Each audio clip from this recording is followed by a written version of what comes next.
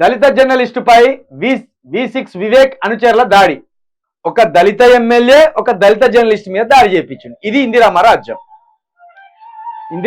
ఇందిరమ్మ రాజ్యం ఏంటంటే దళితుల మీద రెడ్డిలతో దాడి చేపియడం, దళితుల మీద దళితులతో దాడి చేపియడం, బీసీ మీద దళితులతో దాడి చేయడం. మొన్నటికి మొన్న జర్నలిస్ట్ శంకర్ మన గౌడబిడ్డ మీద ఏం చేసిండ్రు? ఓ 30 మంది వచ్చిండ్రు, దాడి చేసిండ్రు. మొన్నటికి మొన్న నా మీద దాడి చేసిండు.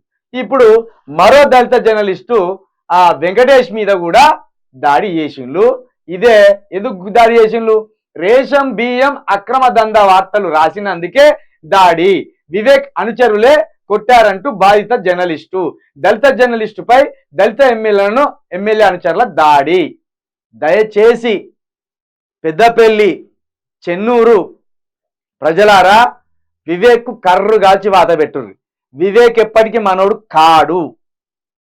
ఒక 60 సంవత్సరాలుగా వేల కోట్లకు, మీకు ఇంకొక ఆశ్చర్యమైన విషయం చెప్పాలా, భారతదేశంలోనే దళితులలో సంపన్న కుటుంబం ఎవడంటే వివేక్ పేరు చెప్తారు. 50 నుంచి 60 వేల కోట్లకు పడగలెత్తిండు. ఓటుకు మొన్న 3,000 రూపాయలు పంచిండు. దీన్ని బట్టి అర్థం చేసుకోవచ్చు. ఓటుకు 3,000 నువ్వు పంచగలిగినావు, కానీ ఇదే మరి ఇప్పుడు నువ్వు చెన్నూరు నుండి గెలిచినావు కదా, ఎన్ని గుడిసెలు లేకుండా ఎన్ని బిల్డింగులు తయారు చేస్తావు చెప్పు వివేక్? 60,000 కోట్లు బాబాసాహెబ్ అంబేద్కర్ గారి పుణ్యాన 60,000 కోట్లు అధిపతి అయింది. నీ అయ్యా నువ్వు ఇద్దరు క్షమటోడ్చి కష్టపడి సంపాదించిందా? బాబాసాహెబ్ అంబేద్కర్ ఇచ్చిన రిజర్వేషన్ల పుణ్యమని పోటీ చేసి గెలవలే? నీ అయ్యో 30 సంవత్సరాలు కేంద్ర మంత్రిగా, ఎంపీగా, ఎమ్మెల్యేగా నీ అయ్య అనుభవించిండు. ఇప్పుడు నువ్వు అనుభవించును. పైగా నీ తోటి దళిత బిడ్డల మీద రక్తాలు వెళ్ళేటట్టు కొట్టి చంపుతావు. సిగ్గు అనిపించలేదు వివేక్? ఎమ్మెల్యే వివేక్ సిగ్గు అనిపించలేదు? సాటి దళిత సోదరుని మీద రక్తాలు వెళ్ళేటట్టు కొట్టిపిస్తావా? ఎవరి కోసం పనిచేస్తాను? నువ్వు ఎందుకోసం పనిచేస్తాం? అక్రమ బియ్యం రవాణా అని రాస్తే కొట్టి చంపిస్తావా?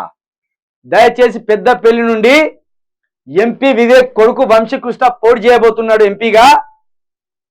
అయ్యా ఎమ్మెల్యే, పెద్దనాయనే ఎమ్మెల్యే, మన కొడుకు ఎంపీగా వస్తాడట.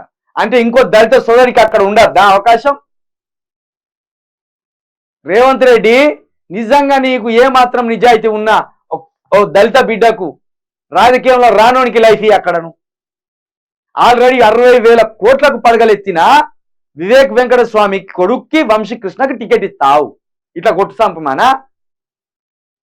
కాబట్టి పెద్దపల్లి ప్రజలారా, అక్కడ వివేక్ కొడుకును తప్పించి ఇక ఎవరు ఇచ్చినా గెలిపిర్రు. వాళ్ళ ఎవరు మంచి వాళ్ళు వస్తారో అతి త్వరలో చెప్తా, గెలిపిర్రు. అధికారంలో ఉన్న పార్టీలు ఉంటాడు దుర్మార్గుడు, ఎప్పుడు మన వైపే ఉండడు.